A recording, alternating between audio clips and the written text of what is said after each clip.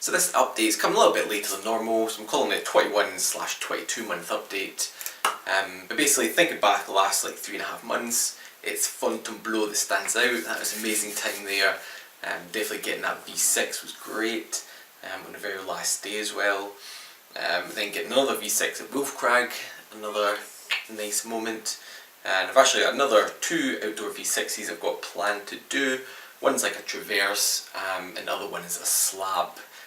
So if I can get those 2, plus the 2 I already did, I feel like a very well-rounded V6 climber, so that'd be amazing. What else? Trying lead climbing, that was fun. Different, very different. Enjoyed it-ish. I think it's just the clipping. The only thing that annoys me is the clipping. I definitely like the idea of you can basically just keep going with climbing because you've got like 20 metres or something to just go move after move. That feels great, except when it's, you know, interrupted with these clippings and I'm not good at it, so it's very awkward and slow. But yeah, something I'm going to do.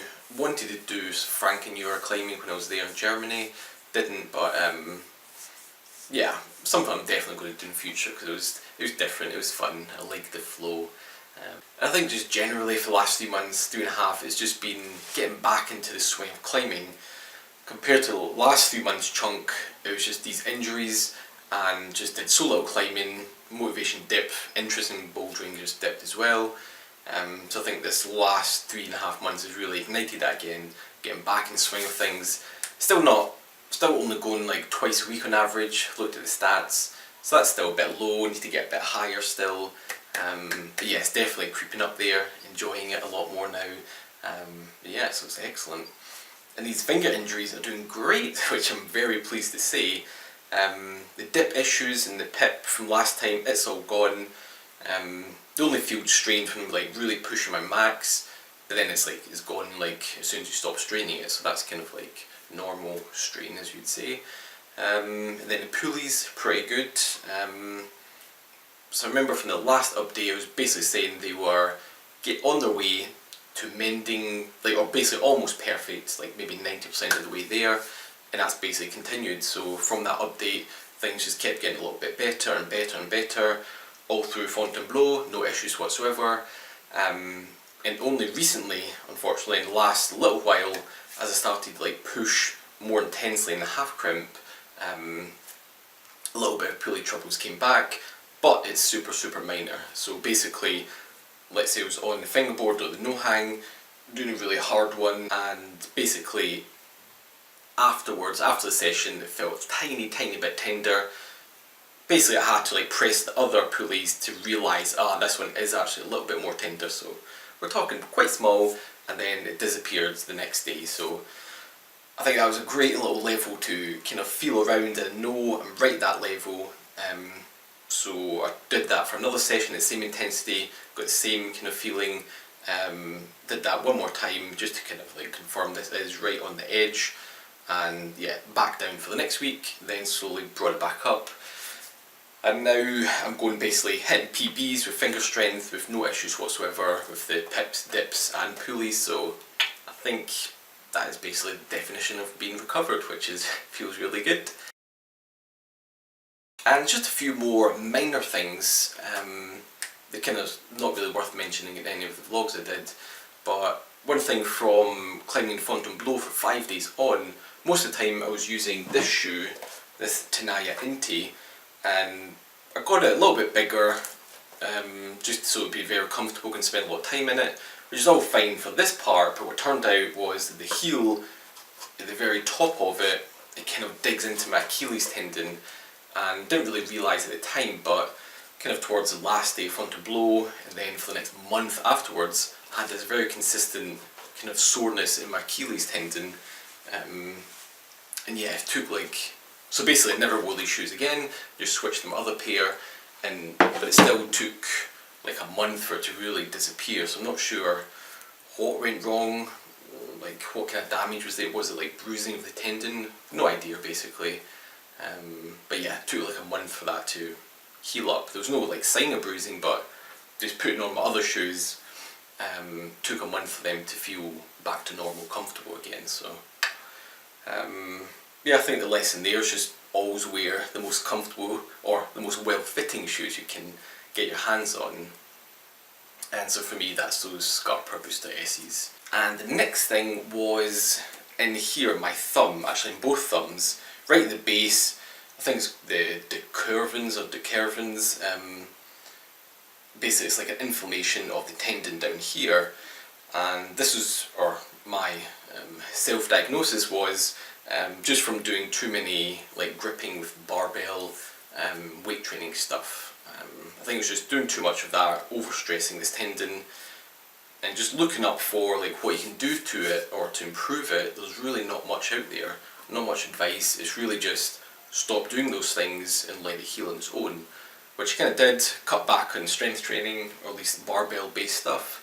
And whenever I did do it, if it's possible, change it from this kind of grip to where your thumbs are like the side of your hand. So instead of like this, obviously some things it's impossible to do or dangerous, like if you're doing overhead pressing, you do want to have that grip engaged. But for lots of other things, you can remove the thumb, and that basically put less stress on that tendon. And it's taken a while, it's taken almost like 3 months for it to go back to basically normal now, where it's nothing or maybe a little bit tender, or basically from doing deadlifting like yesterday, it was basically, that was aggravated a little bit again. But that's really it, it's pretty much good. And so now the strength tests, oh yeah. Basically I've not actually been doing that much strength training over the last like 3 months, kind of because of this, and just because I'm climbing more. I felt so the strength training stuff was like interfering a little bit, not in any specific way, but just more like a general energy dip. Felt so with less energy to put into bouldering, and so yeah, just kind of cut back on strength training and just generally lost interest actually. I think it was great while I was injured, kind of allowed me to refocus on something else, but now that I'm bouldering again, enjoying it, it's kind of like, yeah, off to the side. Didn't really do it much. I think basically deadlifted 5 times in the last 3 months. I only did like overhead, overhead training session once in 3 months.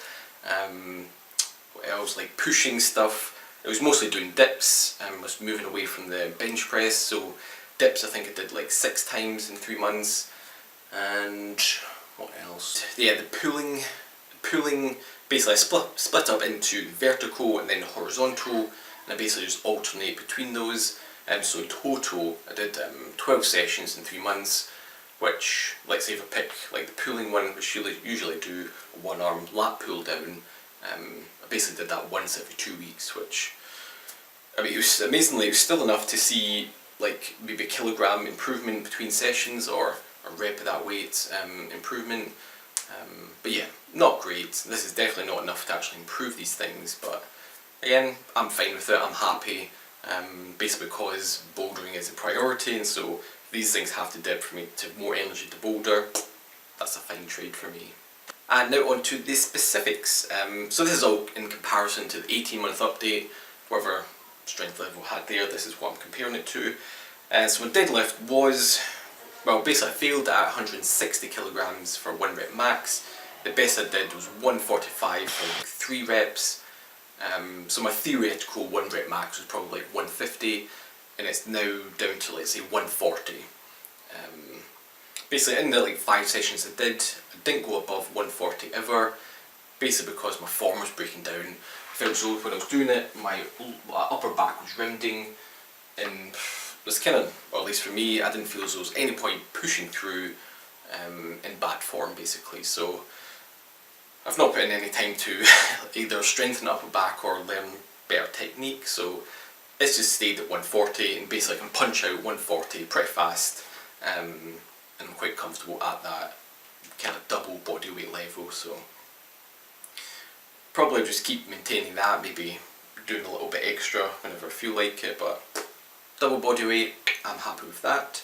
Next up is pull-ups. Last time I managed to do a 1 rep max with plus 35 kilograms, which was half my body weight, and that only improved by 2.5 kilograms to 37.5, which honestly I'm disappointed with, because I was actually disappointed-ish with, because I was doing at least some of this lat pull-down work, and I'd expect maybe more of a transfer, but I was only doing it once every 2 weeks, so yeah, actually that is okay. If we're doing it once every 2 weeks, that is actually pretty good to maintain strength level. Okay, I'm happy. The next up is the overhead press with the barbell. Last time my 1 rep max was 60 kilograms and it's dipped to 55. I'm actually very happy with that, because I only did 1 session in those 3 months, and that was right at the start of September. And yeah, so basically 55 kilograms is about 75% of my body weight, which I think is about right for our overhead press.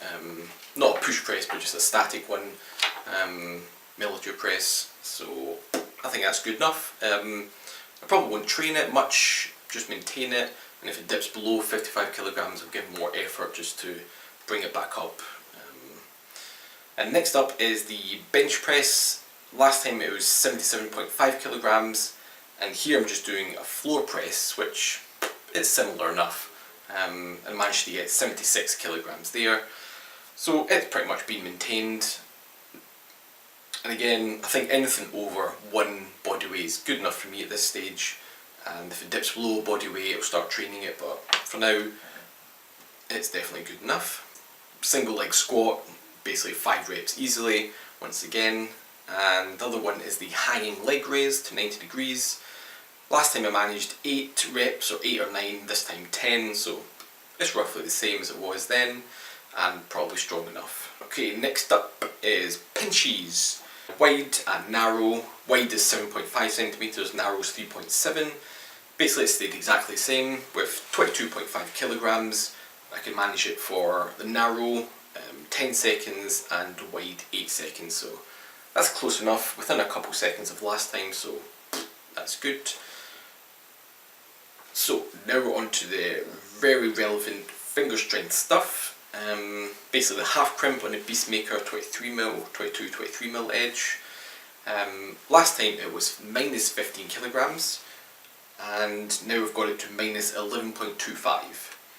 Basically now I can hang 84% of my body weight from that edge for 5 seconds, and that roughly equates to like a V7 strength level I have, which I'm very pleased about. I cannot deny it. The fact that really finger strength hasn't been too much of an aim for the last 3 months, it's just been slowly creeping up, being very wary of injuring again, so yeah, this is actually really pleased with that.